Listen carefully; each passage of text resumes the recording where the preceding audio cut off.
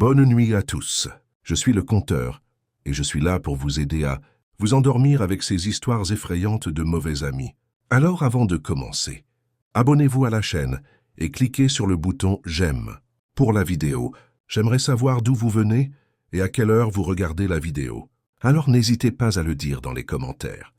Détendez-vous. J'ai grandi dans une petite ville du Kent dans les années 80 et j'avais un ami qui s'appelait Ryan. Ce type était un mordu de tout ce qui touchait à l'armée, aux armes et à tout ça. D'aussi loin que je me souvienne, j'ai toujours été obsédé par les soldats, la guerre et tout ce qui touche à l'armée.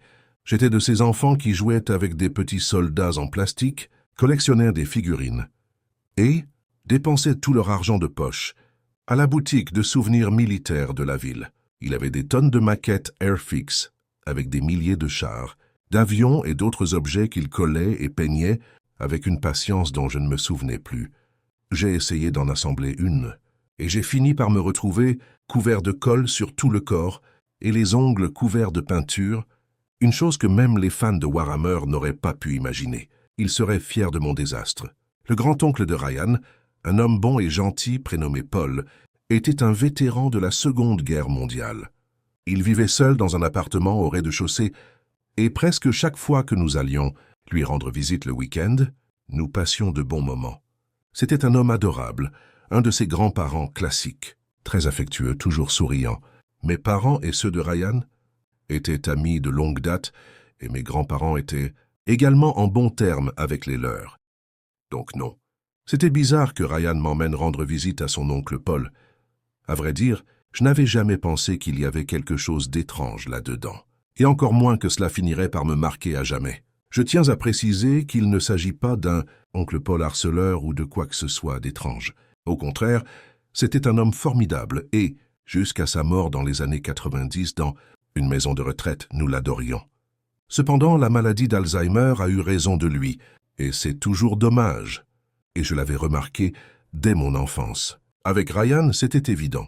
Son grand-père n'aimait pas trop parler de sa période de guerre, et je vous le dis, Ryan devenait fou chaque fois que je lui demandais ce qu'il avait vécu ou qui il avait tué. J'avais l'impression que le vieil homme avait ses pensées, mais qu'il ne voulait pas entrer dans les détails. Il souriait simplement et racontait des anecdotes brèves qui semblaient parfois sortir de ses souvenirs, mêlées à ses cauchemars, car il souffrait clairement de stress post-traumatique. Mais ce qui était le plus frappant, c'était Ryan et son obsession pour les armes, et la guerre qui le fascinait totalement.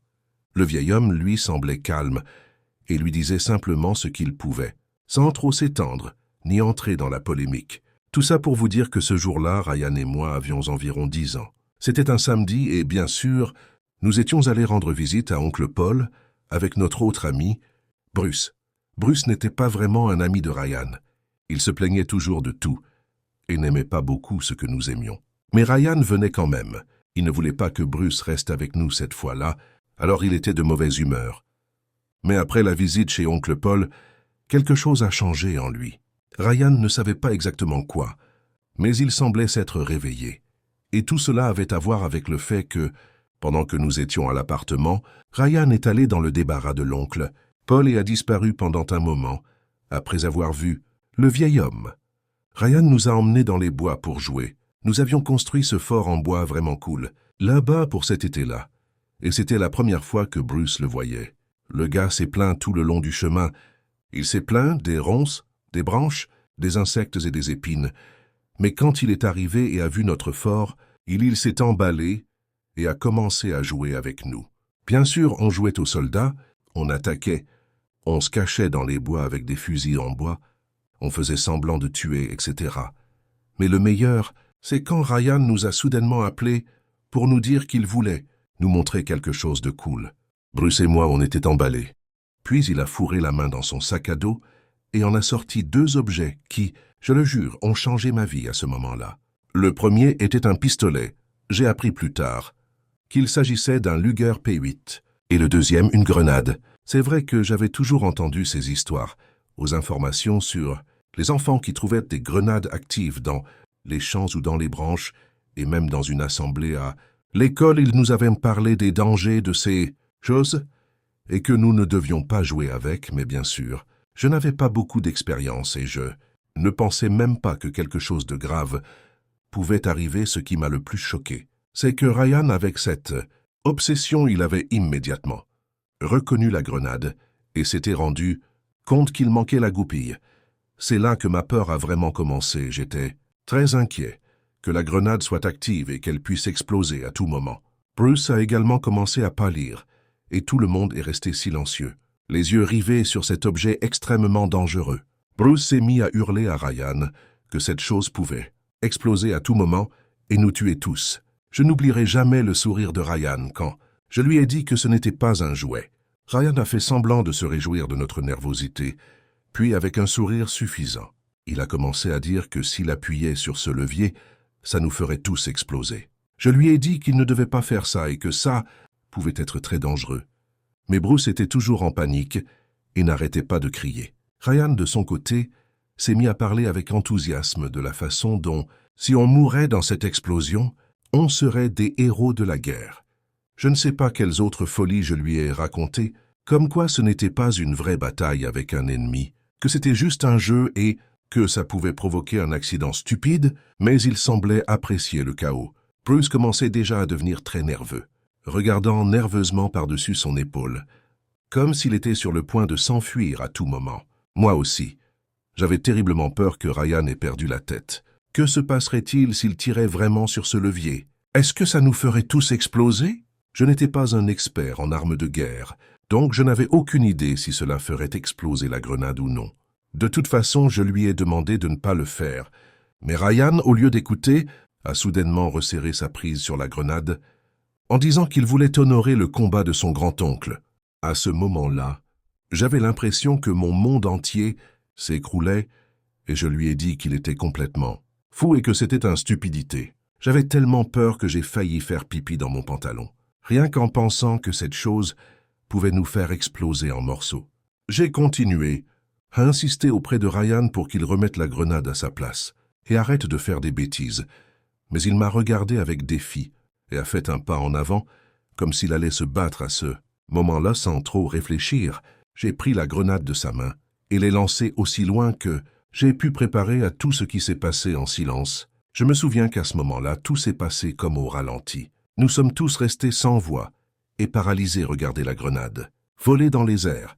Et quand elle a touché le sol soudainement, Ryan a commencé à rire comme un fou, comme s'il était un vrai maniaque. La grenade n'a pas explosé et puis il a dit que c'était un modèle qui était en fait faux et que tout cela n'était qu'une blague. Je n'arrivais pas à y croire. J'étais sur le point d'avoir une crise cardiaque et ce crétin riait comme si c'était drôle. Je voulais vraiment le frapper, mais petit à petit, j'ai commencé à rire aussi même. Si Bruce avait l'air d'être encore sous le choc, j'ai tapoté Ryan sur l'épaule d'une manière amicale et il a rimé. Puis il a trébuché sur une racine et est tombé en arrière. À ce moment-là, quelque chose est tombé de sa poche avec un bruit métallique et, au même instant, j'ai entendu une forte détonation qui m'a laissé sourd pendant une seconde. Le visage de Ryan est devenu complètement pâle et soudain, Bruce s'est effondré sur le sol, presque comme si c'était au ralenti. Je me suis retourné et je l'ai vu là avec son visage couvert de sang et un point rouge sur son front. Je me suis figé à ce moment-là. Mon cœur a commencé à battre comme un fou, et j'avais l'impression qu'une poignée de pierres tombait sur mon ventre quand j'ai poussé Ryan à cause de la farce de la grenade, le pistolet il portait un objet qu'il avait pris dans l'appartement de grand-père, Paul. Il est tombé par terre, a heurté un rocher et a tiré. C'était un vrai pistolet, un Luger P8, que Ryan pensait déchargé et hors d'usage depuis des années, mais il se trompait. Non seulement le pistolet fonctionnait, mais il était chargé, et lorsqu'il est tombé, le coup est parti, touchant Bruce en pleine tête. À partir de ce moment-là, je me souviens de tout comme d'un flou. Ryan désespéré, moi qui criais à l'aide, nos parents, l'ambulance qui arrivait. Les cris, la police, tout était chaotique. Par la grâce du ciel, Bruce n'est pas mort, mais il est resté dans un état critique pendant plusieurs semaines. La balle lui a traversé la tête, mais par miracle, elle n'a pas causé de dommages mortels. Finalement, il a été opéré et s'est complètement rétabli. Oui, la blessure était moche, mais le gars a fini par être le gamin le plus cool de l'école. Tout le monde voulait voir sa blessure de guerre, et il disait qu'il était vraiment indestructible. À la fin, il a fini par dire qu'une balle dans la tête était la meilleure chose qui lui soit arrivée. À partir de ce moment-là, Bruce a toujours commencé à plaisanter en disant que c'était le meilleur coup qu'il ait jamais reçu de sa vie. Oncle Paul, quand tout cela est arrivé, non. Il a eu des ennuis pour avoir possédé cette arme. C'était avant que le Royaume-Uni ne durcisse considérablement la législation sur les armes à feu. Il s'en est donc tiré avec quelques avertissements, sans plus. Mais Ryan n'a eu d'autre choix que de se débarrasser de tous ses modèles et jouets militaires. Ses parents étaient si effrayés qu'ils lui ont interdit de rendre visite à Oncle Paul sans être accompagné d'un adulte. La bonne nouvelle, c'est que tout s'est bien terminé. Ryan est devenu un adulte normal et terre à terre. Tout ce qui s'est passé a contribué à le transformer. J'ai perdu tout intérêt pour l'armée et je suis maintenant un cadre dirigeant important dans une entreprise technologique. Nous discutons encore et Bruce s'amuse toujours à se remémorer ce jour comme s'il s'agissait d'une simple anecdote. Bref, ce sont des choses qui arrivent et on ne sait jamais quand un simple après-midi de jeu peut changer une vie à jamais. Musique, c'est une de ces expériences que, peu importe le temps qui passe, je ne peux pas oublier.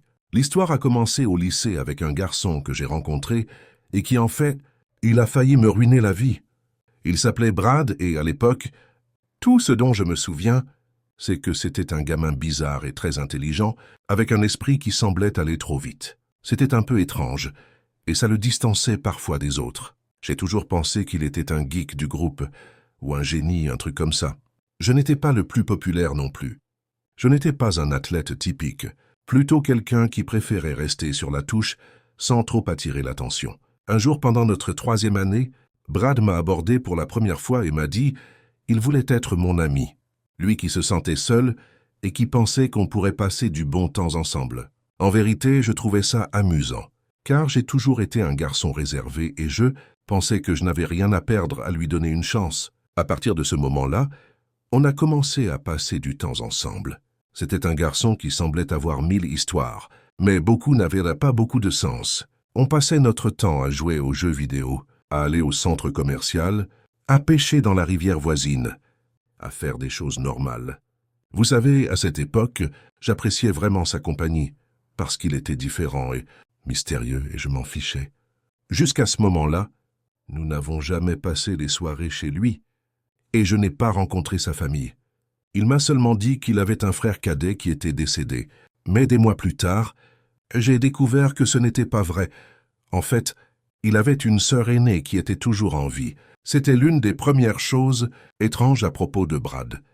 Certaines des choses qu'il m'a dites n'avaient aucun sens. Il inventait des histoires sans logique.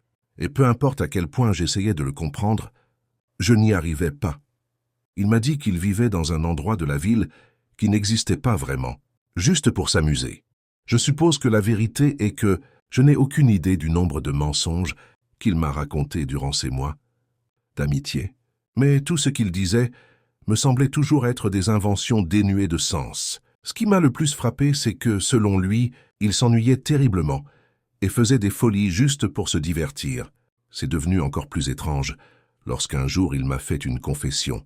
Il m'a dit qu'au départ, tout cela n'était qu'une sorte d'expérience avec moi. Il voulait voir s'il pouvait se lier d'amitié avec quelqu'un en se faisant passer pour quelqu'un de complètement différent. Il a juste dit que c'était parce qu'il s'ennuyait et que ce n'était pas si important. Je ne savais pas quoi dire, mais je me suis dit que si c'était tout, ce n'était pas si grave, enfin juste un gamin qui s'ennuie et fait des bêtises, quelle importance. Mais les choses ne s'arrêtaient pas là, n'est-ce pas? L'histoire a pris une tournure bien plus inquiétante. Plus tard, j'ai découvert que Brad avait un projet encore plus sinistre. Il s'avère qu'à chaque fois que nous allions chez moi, il volait quelque chose. Des petites choses, ce qui n'attirait pas l'attention, mais qui, pour moi, n'avaient aucun sens. Une bouteille d'eau de Javel, une figurine en céramique, une petite décoration que ma grand-mère avait dans le salon. Ma grand-mère vivait avec nous et je me souviens qu'un jour, elle a mentionné qu'il lui manquait beaucoup de ses affaires, y compris une courte pointe à moitié finie. Mais le plus fou de tout, c'est que je ne l'ai découvert que par lui parce qu'un jour, il m'a emmené chez lui et a commencé à me montrer, comme si j'étais un trophée, certaines choses qu'il avait prises à ma famille. La chose la plus dérangeante a été lorsque, dans une sorte de jeu, Brad a commencé à essayer de me convaincre d'avoir peur de lui à ce moment-là. Nous étions en dernière année, et il a lancé plusieurs indices comme si j'étais un tueur en série potentiel.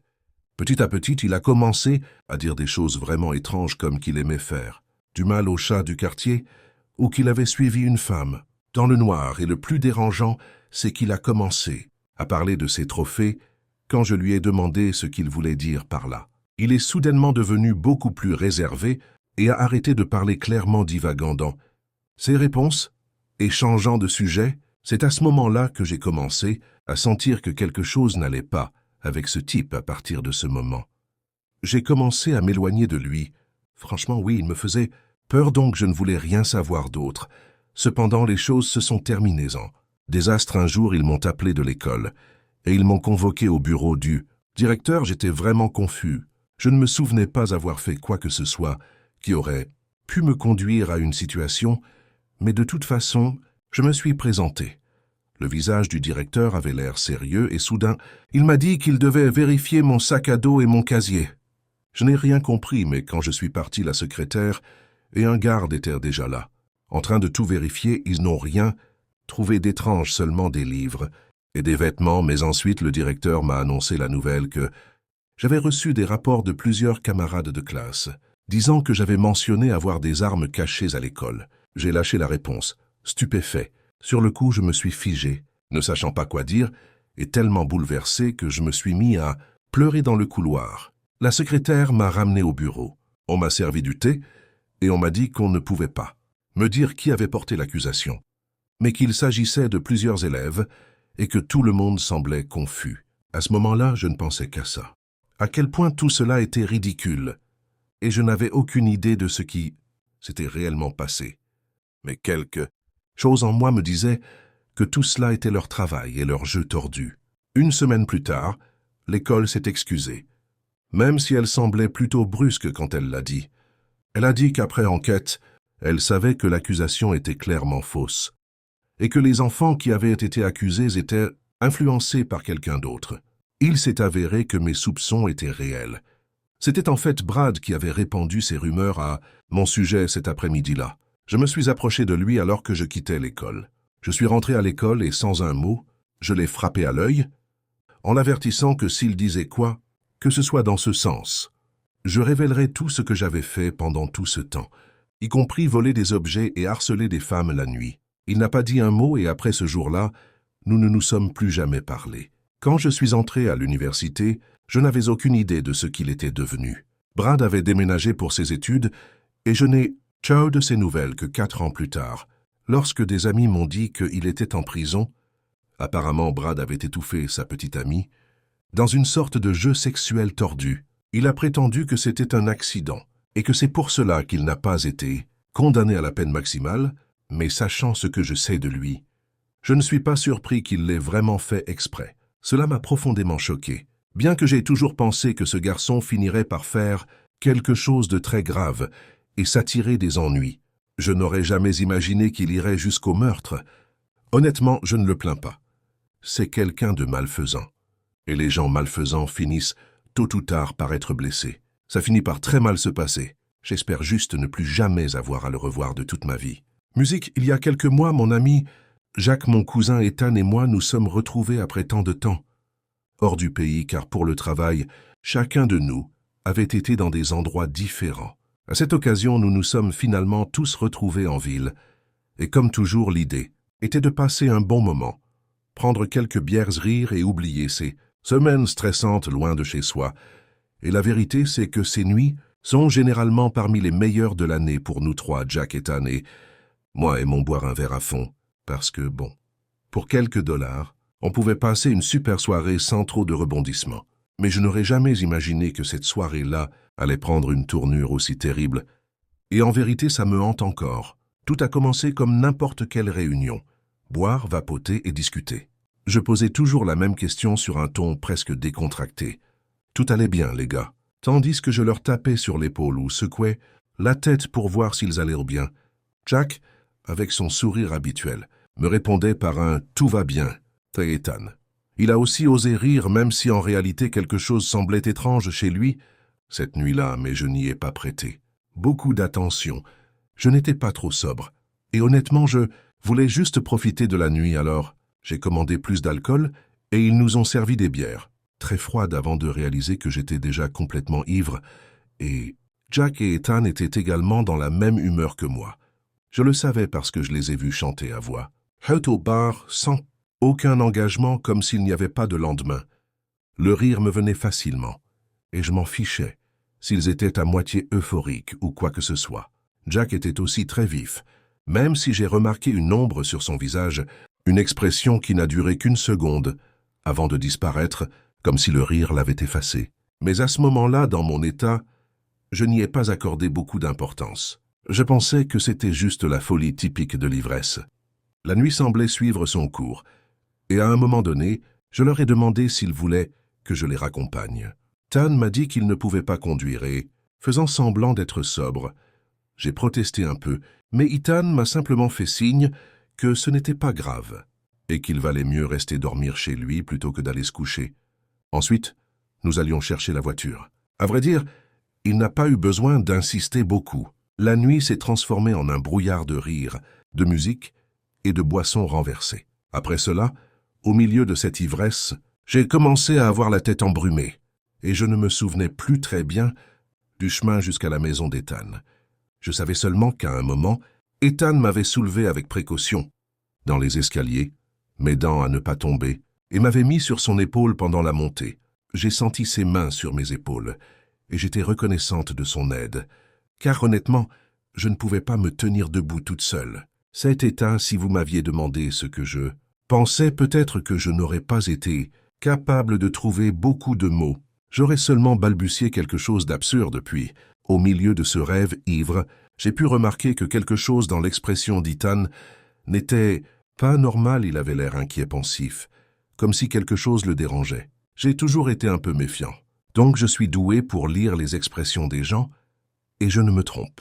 Presque jamais, même s'ils essayent de le cacher, et quelque chose en moi me disait que quelque chose n'allait pas. Chez lui, quand nous sommes finalement entrés, dans l'appartement, je lui ai demandé sans détour ce qui lui est arrivé explique pourquoi il a eu une expression si sérieuse toute la soirée. Il a nié, disant que ce n'était rien et qu'il était juste fatigué, mais à mesure que la conversation avançait et qu'il parvenait à capter un peu plus l'attention, il m'a avoué que quelque chose lui trottait dans la tête. Il m'a parlé d'un type qui avait l'impression que je le traquais, qu'il le suivait depuis des jours. Honnêtement, je n'y ai pas accordé beaucoup d'importance. Ça arrive généralement quand on est complètement saoul, non pas qu'ils nous suivent, mais qu'on croit qu'ils le font, mais il a insisté et s'est mis à me frapper. Des détails qui m'ont laissé de marbre, il a dit que la personne était un homme petit, barbu et corpulent, et qu'il avait parlé à la police parce qu'il avait peur qu'il lui arrive quelque chose. La chose étrange était qu'il ne semblait y avoir aucune raison à cela. Rien qu'il ait considéré qui aurait pu attirer son attention de cette façon. Il y avait quelque chose dans son ton, dans son regard qui m'a fait penser que cette histoire n'était pas seulement une paranoïa alcoolique. J'avais vraiment envie de me rendormir, mais la curiosité a commencé à prendre le dessus, et je lui ai demandé de m'en dire plus, et c'était juste quand la nuit a commencé à changer de forme. Ethan a commencé à dire des choses que je ne pouvais pas très bien comprendre, et tout ce que j'ai entendu, c'est qu'il a mentionné que la personne était un homme qui ressemblait à une sorte de harceleur, et que même si je ne l'avais pas vu, je pouvais sentir son regard comme si j'avais été avec lui toute la nuit. J'étais à moitié endormi, comme si j'étais entraîné dans un rêve, et soudain, dans cet état de confusion, j'ai réalisé qu'Ethan n'avait pas arrêté de parler. Il a dit qu'il sentait que cette personne était proche, et qu'il pouvait lui faire du mal à tout moment. Bien qu'à ce moment-là, je n'entendais que quelques mots, mais soudain, j'ai ressenti quelque chose de pire, une impulsion qui m'a traversé et que je ne pouvais décrire que comme une boule de nausée dans la gorge, quelque chose qui m'a forcé à courir aux toilettes en urgence. Soudain, je me suis levé, j'ai couru aux toilettes et j'ai laissé Ethan parler tout seul sur le canapé. Je ne sais pas combien de temps je suis resté là, la tête sur les toilettes, à vomir ce liquide chaud et amer qui semblait durer une éternité. Je me souviens seulement que tout ce goût et cette odeur désagréable d'alcool étaient restés. trempé dans mon nez et sur ma langue la prochaine chose, dont je me souviens, c'est de m'être réveillé toujours, serré contre les toilettes, avec un mal de tête lancinant. Et tout autour de moi tournait quand je me suis finalement levé.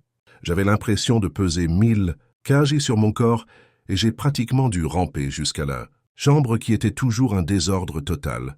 Tout était le chaos.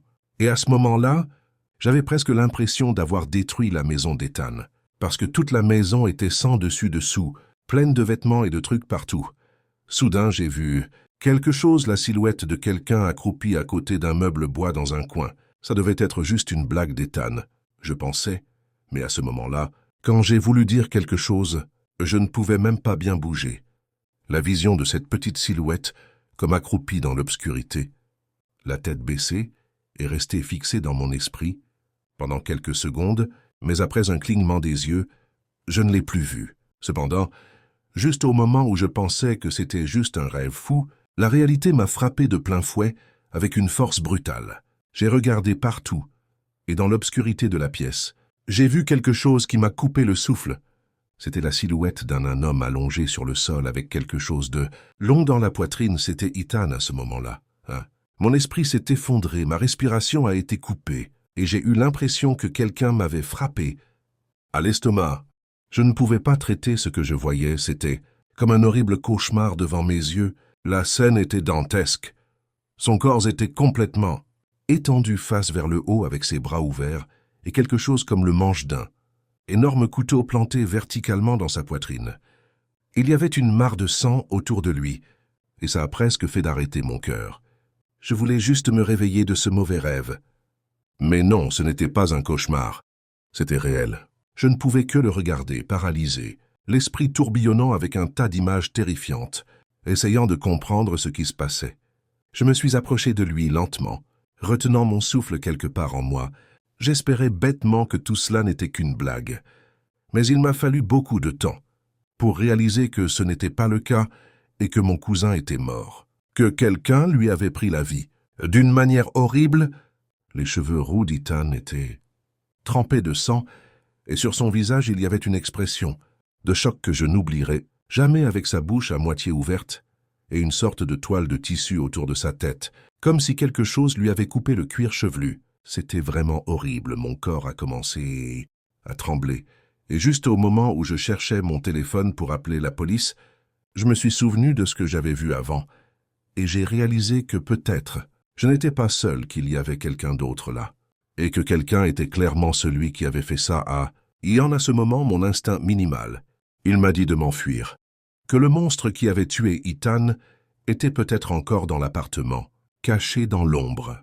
Mais pour une raison inconnue, je ne pouvais pas bouger. Puis, avec un calme terrifiant, un homme sortit de l'ombre, tout droit, sorti d'un cauchemar, petit, aux yeux jaunâtres, aux cheveux en bataille, barbu, et qui ressemblait à une ombre humaine. L'homme marchait lentement, avec un calme qui me glaça le sang. Il s'approcha d'Ethan et retira le couteau de sa poitrine, comme s'il s'agissait de beurre. J'essayais de crier, mais je n'eus qu'un hoquet. J'ai murmuré « Qui es-tu » ai-je réussi à dire, sentant tout mon corps trembler. Il m'a regardé avec un sourire. Las été a dit quelque chose qui me donne encore la chair de poule. Pour moi, c'est Noël. 2 rousses en une nuit. Je vais gagner un max d'argent. Avant que je puisse faire quoi que ce soit, le type s'est mis à me traquer à travers la pièce. À chaque pas, l'anxiété montait dans ma gorge jusqu'à ce que je puisse à peine respirer. Le cauchemar dans lequel j'étais prisonnière semblait sans issue, et j'avais l'impression que si je ne faisais rien, j'allais finir comme lui. Ethan, ou pire, tout à coup, avec les yeux pleins de folie. Et comme si tout cela était un jeu pour lui, le gars m'a dit « Ne bouge pas, ça va être amusant ». À ce moment-là, il a levé son couteau, l'a pointé sur moi et l'a lancé de toutes ses forces. Il l'écrit en millimètres. Littéralement, la lame est passée juste à côté de mon oreille, me coupant de quelques centimètres. La peur était si grande que j'ai presque perdu le contrôle et au lieu de me traverser, il s'est écrasé contre le mur et est tombé au sol. Je jure que je ne sais pas d'où j'ai eu la lucidité et la force, mais j'ai attrapé le couteau du sol et je me suis jeté sur lui. La terreur s'est transformée en rage, une rage que je ne pouvais pas contrôler. Alors que je me voyais l'habiller, il a essayé de s'éloigner, mais avant qu'il ne puisse faire quoi que ce soit, je l'ai jeté au sol et lui a enfoncé le couteau dans la poitrine, jusqu'à ce qu'il commence à hurler convulsant avant de devenir complètement immobile. Tout s'est passé si vite à tel point que je m'en souviens, comme d'un cauchemar flou. C'est seulement à ce moment-là que j'ai finalement fondu en larmes, comme si mon cerveau avait finalement assimilé ce qui s'était passé et ce que je venais de faire. Je suis resté là, silencieux, et j'ai sorti mon téléphone pour appeler les secours. À l'arrivée des ambulances, il était trop tard pour Idan, mais aussi pour ce monstre. Ils étaient tous les deux morts lorsqu'on les a emmenés. J'ai perdu la tête. Il s'est avéré que j'avais réussi à tuer un malade mental qui était au milieu d'une série de meurtres de roues, 5 au total, et je venais d'achever cette monstruosité sans m'en rendre compte. Je ne vais pas vous mentir, il m'a fallu longtemps pour comprendre l'ampleur du désastre dans lequel je me trouvais. La police m'a dit que cet homme était un tueur en série, et que je n'étais qu'une victime parmi d'autres de cette chaîne macabre. Le pire, c'est qu'en réalité, ce monstre avait des intentions bien pires. Non seulement il traquait mon cousin, mais une femme avait également signalé avoir été traquée ainsi que son fils, tous deux roux. Bien sûr, il semble que, dans son esprit tordu, il pensait que cela ne ferait pas de lui l'homme le plus riche du monde. Selon une sorte de mythe ancien, ma vie a changé à jamais cette nuit-là, et encore, chaque fois que je ferme les yeux, je vois Haïtan avec cette expression d'horreur et ce foutu visage du meurtrier. Ce monstre aux yeux jaunes qui tue, ne t'assois pas là, assieds-toi. Calmement, tu ne vas pas t'asseoir là prudemment. Tu restes immobile cette nuit. Je ne sais pas ce qu'il y avait dans cette maison, ou qui était cette chose, mais je sens toujours cette sombre présence se cacher au fond de mon esprit. La vérité est que je ne pourrai jamais comprendre ce que c'était. Je sais seulement que depuis lors, chaque nuit, ce cauchemar sans fin me hante cette histoire. Commence avec un garçon nommé Max. La vérité n'était pas mon ami dans le bon sens du terme, mais plutôt un de ces personnages que l'on préférerait éviter à tout prix. Nous nous sommes rencontrés quand nous étions petits à la maternelle, parce que nos mères étaient amies. Et c'était comme si j'étais automatiquement assigné à leur groupe. Mais ce qui a commencé comme une simple amitié enfantine s'est transformé en une sorte de cauchemar sans fin. Dès le plus jeune âge, Max a décidé que j'étais sa propriété, et non pas dans un sens d'amitié, mais comme si j'étais son jouet personnel. Un objet pour se divertir et manipuler à volonté. Et le pire, c'est qu'à ses yeux, je n'étais rien de plus qu'une espèce.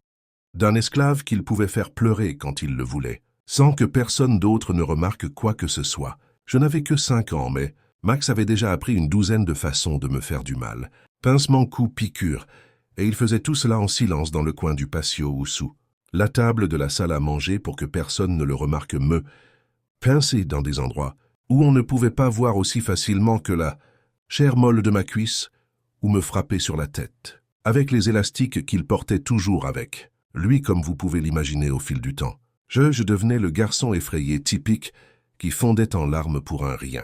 J'étais ce gamin que tout le monde prenait pour un pleurnichard, mais en réalité toute cette peur venait du fait que Max était bien plus fort et cruel qu'il n'y paraissait. Je ne pouvais rien lui dire à l'école, tellement j'avais peur que je préférais me taire et subir. Et à la maison, ce n'était pas très différent non plus. Parfois, à la récréation, Max me faisait aller derrière l'école et m'étranglait, avec sa chemise jusqu'à ce que je vomisse. D'autres fois, il me brûlait simplement le bras avec une allumette, ou me piquait avec une allumette. Il avait toujours sur lui une pince à épiler improvisée. C'était le gamin maladroit typique, qui cassait ses jouets, qui finissait toujours avec des vêtements usés ou qui trébuchait et finissait par pleurer. Mais en réalité, c'était Max qui était responsable de tout ça, et je ne pouvais jamais en parler à personne. C'est pourquoi, dans la rue, je suis devenu ce type que tout le monde traitait de pleurnichard, mais en réalité, j'étais juste la victime du harcèlement constant de ce maudit gamin. Avec le recul, je n'aurais jamais voulu que ça se passe comme ça. Mais bien sûr, à l'époque, je pensais qu'il était normal d'avoir un ami qui vous pourrissait la vie. En vérité, j'ai toujours pensé que Max était mon ami et qu'il aimait simplement être avec moi. J'allais chez lui presque tous les week-ends. Je lui apportais mes bons jouets, mes objets préférés à partager avec lui, mais il finissait toujours par casser ou perdre quelque chose. Ses parents étaient bien plus riches que les miens, et Max avait toutes les consoles de jeux vidéo dernier cri, un beau chien, et une sœur aînée qui ne faisait jamais attention à lui. Max ne me laissait jamais jouer à sa Nintendo. Il la regardait juste et me promettait que je pourrais jouer la prochaine fois. Mais à la fin, le temps manquait toujours et rien ne se passait. Ils avaient aussi des lits superposés dans leur chambre et même si je n'avais jamais passé la nuit chez eux, j'en avais eu l'occasion. J'étais l'aîné des deux, seulement quelques mois. Et quand la nuit est venue, il m'a laissé sur la couchette du haut, ce qui me semblait super excitant, car chez moi je n'en avais jamais eu, mais j'ai vite réalisé que ce n'était pas parce qu'il voulait que je dorme à l'étage, mais parce que Max avait peur des hauteurs et dormait en bas. Le fait est que cette nuit-là, vers 2 heures du matin, le matin quelqu'un m'a secoué violemment et m'a jeté hors du lit. C'était lui, il s'est levé rapidement et a soudainement commencé à me jeter de l'eau au visage pour me réveiller. C'était typique de lui. Il faisait toujours ces choses. Il m'a dit que nous allions au parc. Et même si cela semblait étrange de sortir au milieu de la nuit, je ne pouvais pas dire non. Je n'avais même pas besoin de trop protester, parce que je savais déjà que si je commençais à me plaindre, il était déjà en mode pincement, et je ne voulais pas risquer qu'il me fasse du mal. C'était presque mai, il faisait chaud. Et même si en pyjama, je me sentais un peu vulnérable au moins. Je portais des chaussures. La maison de Max était près d'un parc avec une salle de sport géante, une de celles à la mode dans les années 90. Cependant, on ne nous laissait pas jouer dessus la nuit, car Max disait que j'étais trop gai, ou quelque chose comme ça. Mais ce soir-là, il était complètement obsédé par l'idée d'y aller. Il m'a ordonné de monter. Le parc était sombre, avec peu d'éclairage, juste une lampe qui rendait tout à peine visible. Malgré tout, à cette époque, il n'était pas prudent d'essayer de jouer sur ces machines. Mais Max voulait que j'y aille. Et à cet âge-là, on fait n'importe quoi avec ça. Pour ne pas avoir d'ennui, je suis assez agile. Alors j'ai grimpé le filet, puis jusqu'au bar supérieur, en essayant d'éviter sa colère. À partir de là, il m'a demandé de faire le poirier. Et même si je n'étais pas Spider-Man à ce moment-là, je croyais pouvoir le faire pendant que j'étais en haut soudainement. Quelque chose m'a frappé violemment à la tête, et j'ai ressenti une douleur terrible, comme si quelque chose s'était brisé à l'intérieur de mon crâne. J'ai cligné des yeux, et j'ai titubé en arrière, et juste à ce moment-là, je suis tombé d'environ 6 mètres du sol. C'était vraiment horrible, la chute. J'avais l'impression que j'allais exploser en 1000 morceaux et me briser de l'intérieur. J'ai senti une brûlure insupportable dans ma tête, le goût du cuivre dans ma bouche et une chaleur sur ma joue. Quelque chose que j'ai découvert plus tard était du sang. Je ne pouvais pas bouger, même pas pour voir ce qui se passait. J'ai seulement réussi à entendre Max s'approcher et il est resté là assis à côté de moi, comme si de rien n'était. Et puis il a dit quelque chose qui m'a laissé paralysé. « Tu vois, ça arrive quand on ne m'écoute pas. » Au lieu de faire quelque chose pour m'aider, il a commencé à me faire une sorte de discours sur le fait que je devais toujours lui obéir pour être sûr que si j'avais seulement fait le poirier comme il me l'avait dit, je ne serais pas tombé. Je pense qu'à ce moment-là, j'étais en état de choc total, et il semblait heureux, comme s'il aimait me voir saigner comme ça. Et sur le sol au début, j'ai ressenti une douleur extrêmement forte, mais cela s'est ensuite transformé en une sorte de chaleur qui a parcouru tout mon corps. C'était horrible. Et bien qu'à ce moment-là, j'ai ressenti un étrange soulagement, comme si mes jambes ne me faisaient plus autant mal. Je savais que je ne pouvais pas bouger, et soudain, au milieu de cette confusion, j'ai commencé à me déplacer vers le pendant ce temps.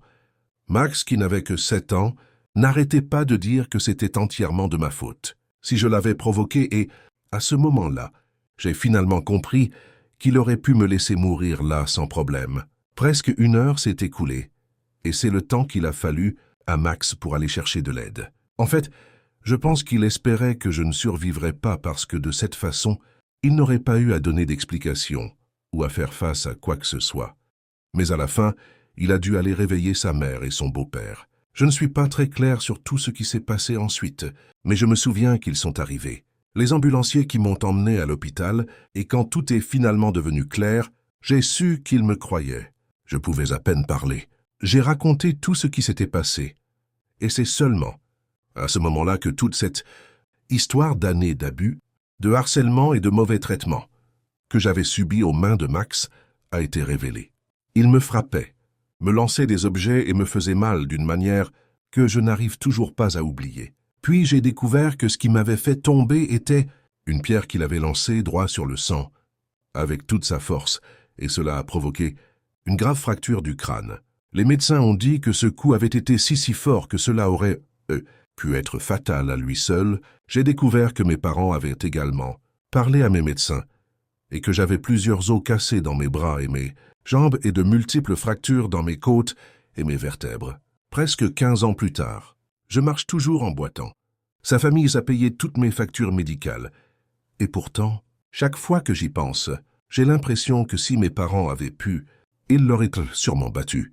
Ils n'oublieraient jamais. La chose la plus folle de toutes était que quelques années plus tard, Max m'a écrit une sorte de lettre d'excuse. Je ne l'ai jamais lue, sincèrement. Mes parents, dans leur sagesse, m'ont laissé faire ce que je voulais avec. Alors j'ai choisi de la brûler dans le feu de joie, comme une sorte de rituel dans lequel j'ai également brûlé tout mon ressentiment et les souvenirs douloureux que j'ai de cette période de ma vie et de cet enfant maléfique que je pensais être mon ami. Pour moi, c'était un moment de vraie libération. Parce que savoir que je n'avais pas à accepter ces excuses, que je me fichais, qu'elles semblent sincères ou non, était une sorte de guérison. Tout ce temps, mon pire ennemi. En réalité, ce n'était qu'un garçon maléfique déguisé en ami. Je ne sais pas ce qui est arrivé à Max après ça, et je ne veux pas le savoir. C'est la première fois depuis des années que je partage ça. Et pour moi, la meilleure vengeance est de l'oublier, de le laisser dans ce recoin sombre de mon passé. Mais si par hasard tu écoutes ça, Max, je veux que tu saches que tu as failli me tuer et que je ne l'oublierai jamais. Plus jeune, j'étais un vrai désastre, je l'avoue. À cause de ma rébellion et de mon immaturité, je suis tombé dans le monde de la drogue et j'ai eu des ennuis avec la justice. Finalement, j'ai dû choisir entre la prison ou l'intégration dans un programme gouvernemental de réinsertion, appelé la ferme. La ferme, comme son nom l'indique, était un lieu de travail rural. Le propriétaire avait des relations dans les hautes sphères du gouvernement et, pour faire simple, il avait obtenu une main-d'œuvre bon marché, mais uniquement des jeunes en difficulté qui allaient être emprisonnés. Ça paraît cruel, non? Mais avec le recul, je ne suis pas sûr qu'il en ait été le principal bénéficiaire. Je dirais que c'était une situation gagnant-gagnant, car pour la plupart des jeunes, c'était une bien meilleure option que la prison. Bien sûr, je ne peux pas parler entièrement pour les autres, mais pour moi, travailler là-bas m'a beaucoup aidé. Ramasser les déchets au bord de la route est une chose, mais consacrer du temps à quelque chose de vraiment important peut faire des merveilles dans une vie et transformer un esprit. Et j'ai découvert une part de moi qui avait absolument besoin de changer. Je me suis fait des amis à la ferme avec qui je discute encore de temps en temps sur Facebook, même si nous habitons loin maintenant. Mais pour cela, les contes m'ont donné de la discipline et de la confiance, ce qui est surprenant car j'étais sûr que mon destin serait de finir dans une prison pour bébés ou une prison pour enfants pour ceux qui ne connaissent pas le terme. L'ironie de la situation est que toutes les choses folles que j'ai faites dans la rue n'étaient de rien comparées à ce que j'ai vécu à la ferme. Quand vous arriviez, ils vous donnaient une mission et un colocataire. Vous pouviez vous occuper des cultures de bétail ou de toute autre activité productive à la ferme. Et le colocataire qu'il vous assignait était, en gros, c'était votre guide, votre mentor, quelqu'un qui vous a aidé à vous adapter et à rester sur la bonne voie. Ces personnes avaient déjà suivi le programme et s'étaient efficacement réhabilitées, et pouvaient donc vous prodiguer de véritables conseils. Et c'est ainsi que cela a fonctionné avec mon guide, qui était vraiment formidable. Quand mon tour est venu, j'ai accepté avec joie d'être mentor. Je savais que c'était un défi, comme c'était aussi difficile d'être dans cette situation au début, mais j'étais prêt à tout donner avant de m'en sortir et de reprendre ma vie en main. Tout le monde n'était pas à la hauteur de mentor, donc pour moi c'était un véritable honneur et une grande opportunité. Je me sentais vraiment valorisé.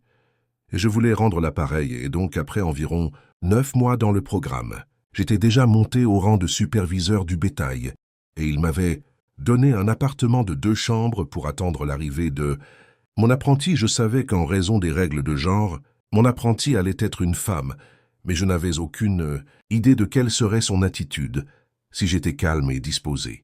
Ce serait une promenade de santé, mais si nous ne nous entendions pas, cela pourrait être compliqué.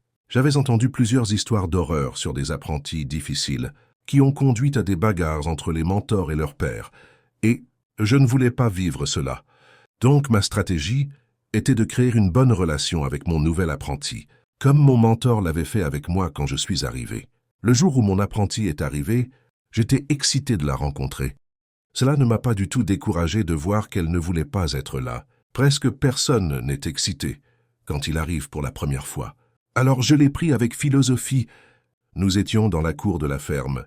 Et elle m'a accompagné pendant quelques jours pour travailler avec les animaux après son intégration. Au début, elle n'était pas très intéressée. Mais petit à petit, elle s'est sentie plus à l'aise et a montré des signes d'amélioration. Elle devait rester avec moi pendant 1 mois, et ce temps pouvait sembler une éternité ou passer très vite. Vers la 2e semaine, Amaya, mon apprenti, semblait bien s'intégrer, même si son attitude nécessitait beaucoup de travail. Nous faisions parfois de grands progrès ensemble, mais un jour, 2 policiers sont arrivés, et j'ai vu qu'ils discutaient avec un chef de groupe qui semblait très inquiet. Je me suis approché pour les écouter. Ils ont dit, mais quand le chef du groupe m'a vu, il m'a appelé immédiatement. Il s'est avéré que la police était venue pour quelque chose de grave. Il cherchait mon apprenti. La police voulait non seulement lui parler, mais elle avait un mandat d'arrêt contre elle dans un autre comté. Ce qui a créé une situation très tendue, car nous ne savions pas comment Amaya allait réagir. Elle pourrait avoir peur et essayer de s'échapper. Et la vérité est que son comportement au début avait été un peu imprévisible. Pendant que nous réfléchissions à cela, il m'est venu à l'esprit qu'il serait préférable que je puisse lui parler avant l'arrivée de la police, afin que je puisse lui annoncer la mauvaise nouvelle tout de suite, manière plus douce, et éviter qu'elle ait peur quand elle a vu les officiers. Je me souviens que lorsque j'avais eu des ennuis avec la loi, les officiers en uniforme me rendaient très nerveux, et peut-être que dans cette autre vie j'aurais fui aussi. Donc je savais que tous les progrès que j'avais faits pourraient-ils s'effondrer en quelques secondes si je n'agissais pas de manière appropriée. J'ai décidé d'aller dans les chambres. J'étais presque sûr qu'Amaya était dans sa chambre, et bien sûr, je l'ai trouvée assise sur son lit. Je lui ai dit que nous devions parler et je ne pense pas qu'elle ait même imaginé qu'il y avait un mandat d'arrêt contre elle, puisque, quand je lui ai annoncé la nouvelle, elle était dévastée. C'était un moment très émouvant. Elle a vraiment pensé à s'enfuir avant l'arrivée de la police, mais malgré son envie de fuir, j'ai réussi à la convaincre que la meilleure chose à faire était de confronter les officiers et de découvrir de quoi parlait le mandat. Je lui ai dit que fuir ne ferait qu'empirer les choses, mais ce qui a semblé la calmer un peu, c'est quand je lui ai demandé si elle était complètement sûre de ne rien savoir de ce mandat. Lorsqu'elle a répondu qu'elle n'en était pas sûre, je lui ai dit oui, je ne me souvenais vraiment de rien d'étrange. Je veux dire, de quelque chose de grave comme cambrioler un magasin ou faire quelque chose de violent, au final ce ne serait pas trop problématique. Peut-être que ça pourrait être un rendez-vous manqué, ou un petit problème de circulation. Amaya a commencé à se calmer un peu et m'a dit « Tu as raison. Je n'ai aucune raison d'avoir peur. » Je lui ai promis que les chefs de groupe diraient du bien d'elle pour qu'elle puisse revenir. Alors elle a décidé de me suivre là où se trouvait la police. Amaya n'avait qu'1 an ou 2 de moins que moi. Alors plutôt que d'être son mentor, je suis devenu son ami, et un lien très étroit s'est formé entre nous. C'est pourquoi je voulais vraiment l'aider. Et j'espérais qu'elle pourrait résoudre son problème avec la police et retourner à la ferme. Je me souviens que nous marchions ensemble après avoir quitté les dortoirs. Mais lorsque nous avons tourné le coin et que la police est apparue, elle s'est soudainement éloignée de nous, moi, et j'ai commencé à reculer.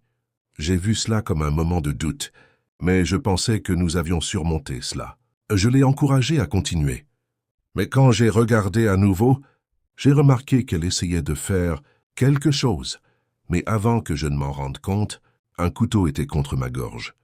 J'étais sous le choc pendant quelques secondes. Sentir le froid du couteau était une chose, mais réaliser que c'était Maya qui le tenait en était une autre.